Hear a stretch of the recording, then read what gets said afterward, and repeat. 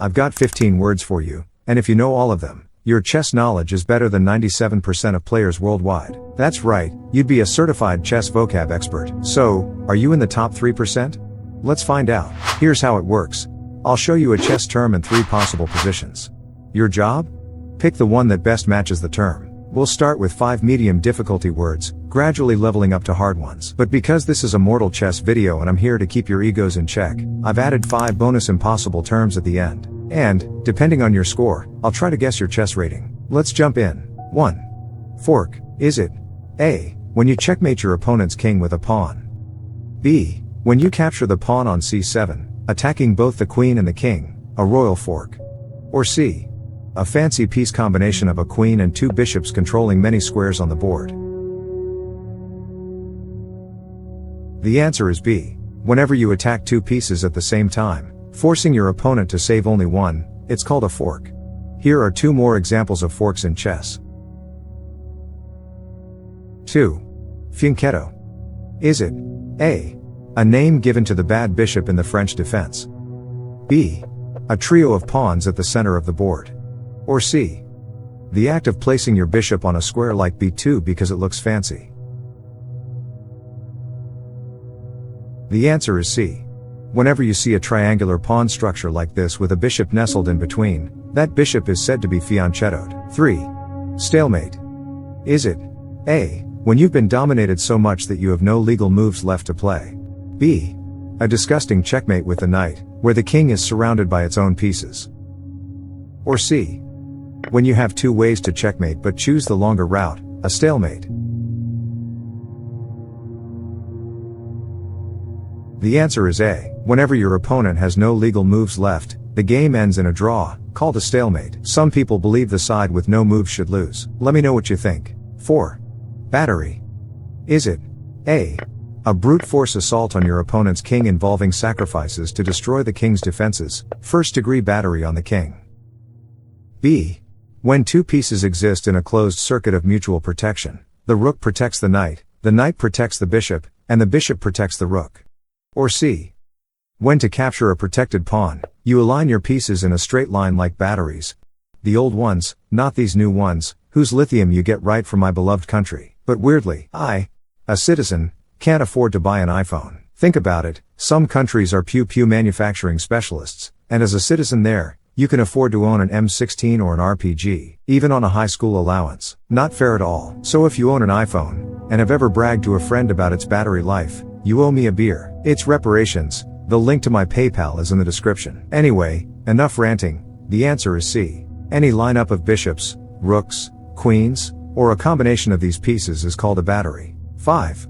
Pin. Is it A. When a bishop controls multiple squares, such that a knight cannot move, that knight is pinned? B. When you place a blocking piece in front of a pawn, preventing it from moving forward, that pawn is now pinned? Or C. When a bishop is placed on g4, pinning the knight so it cannot move without exposing the queen? The answer is C. There are 2 types of pins in chess. An absolute pin is when the pinned piece cannot legally move because it would expose the king to check. A relative pin occurs when the pinned piece can move, but doing so would allow another piece, like a queen, to be captured. 6. Prophylaxis. Is it A. When you hate the bishop g4 pin so much that you play h3 beforehand? B. Castling to protect your king from early central attacks? C. When 2 rooks combine on the second rank. On their own, they're weak, but together they achieve a deadly setup. Those rooks are in prophylaxis.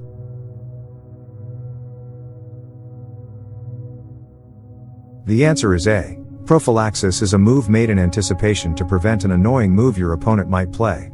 7. En passant. Is it A. When a pawn advances to the 8th rank, disappears, and is replaced by a queen, that pawn is now en passant? B. A king that passes the halfway line and, depending on the number of pieces on the board, can be a great asset or liability, that king is en passant? C. When you double-step your pawn to avoid being captured, but your opponent captures it anyway, en passant, the only forced move in chess? The answer is C. A move responsible for at least 80% of the chess.com bug reports below 200 elo. 8. Smothered mate. Is it A. Queen e5 check, king a8, knight c7 check, king b8, knight a6 double check, king back to a8, queen b8 check, rook takes, and the king is mated by the knight on c7. B. Any sequence of moves leading to a king getting checkmated in the corner. C.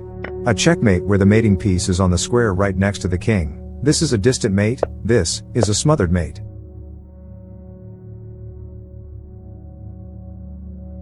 The answer is A. Whenever a king is surrounded by its own pieces and the knight delivers the checkmate, it's known as a smothered mate. 9. Under promotion. Is it A. When a rook isn't performing well on a square like c5, so you replace it with a knight, that rook has been under promoted. B. When you place a rook beneath a pawn to support its advance. C. When a pawn reaches the 8th rank but you're up against a lower rated opponent, so instead of bringing on a queen, you choose a rook, bishop, or knight.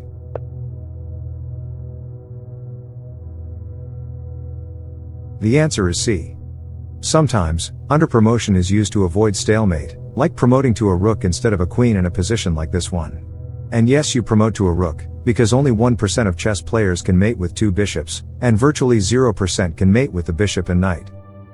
10. Fried liver. Is it A. When your bishop and knight combine to cause problems on f7? B. When you deliver a side checkmate on the open H file or A file? C. This is chess, not a cooking show. The answer is A. It's a famous chess opening. I'd be happy to make a video on it if you're interested. 11. Greek gift. Is it A. When your opponent gives you a free pawn in the middle of the board, you take it, and then they hit you with bishop takes h7, leading to a devastating attack on your queen? B. When you sacrifice a bishop, and after it's captured, your opponent's king gets hunted down like a fly in Breaking Bad? Or C. When you play a3, luring your opponent's queen to take the pawn on b2, only to trap it with knight a4?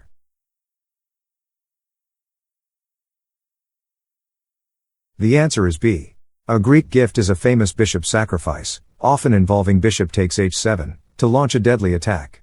One of the most beautiful tactical motifs in chess. 12. Hypermodernism. Is it A. Ignoring the center in the opening, breaking fundamental chess principles, and somehow getting away with it? B. A flashy style of play inspired by modern chess engines like AlphaZero, featuring wild moves like h4? Or C.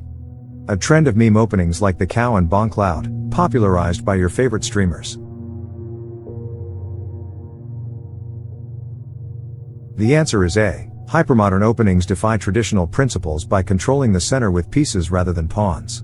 Openings like the King's Indian, Nimzo Indian, and Grunfeld are prime examples. It's a newer philosophy, but highly effective in the right hands. 13. Zugzwang. Is it A. When your position is fine as long as you don't have to move, but it's your turn, and you're forced to ruin everything? B. When the position is dead drawn, but your opponent keeps playing, hoping you'll blunder or run out of time? Or C. When your rook is stuck on b1 because moving it would allow a pawn to promote?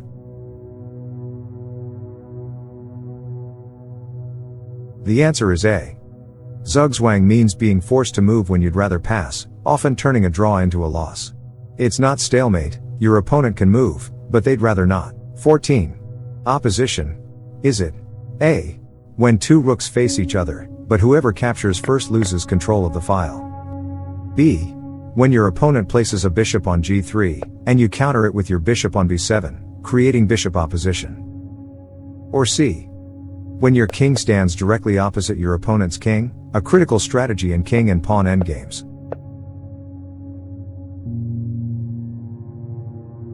The answer is C. Opposition is a key concept in king and pawn endgames. Placing your king directly opposite your opponents often forces them to make unfavorable moves, giving you the advantage. We'll save the deeper mechanics for another day. 15. Bridge. Is it A. An open path in a sea of pieces that can be used by your rooks to infiltrate the 7th rank, a bridge? B. A rare defensive pawn formation used against hyper-aggressive openings to avoid gambits and sacrifices? Or C. A position like this one, you want to sidestep and promote your pawn, but as soon as you do, your opponent's rook gets to work. So, You devise a plan to eventually shield the checks with your rook, and then you promote. This is called building a bridge. The answer is C. But that is one can of worms I would like to open with you guys in a future video. Rooks are the last pieces to come out in a chess game, so logically, rook endgames are how the overwhelming majority of games end in chess. Mastering them is a must. How did you do? This here is my prediction of your rating. Let me know how far off I am. But if you got all 15 and are subscribed to my channel, why the hell are you subscribed to my channel? Go start your own. But here are 5 more terms to wipe that smug smile off your face. No one gets a perfect score here at Mortal Chess. Only our pets. Take care of those best friends, and let's meet on the other side.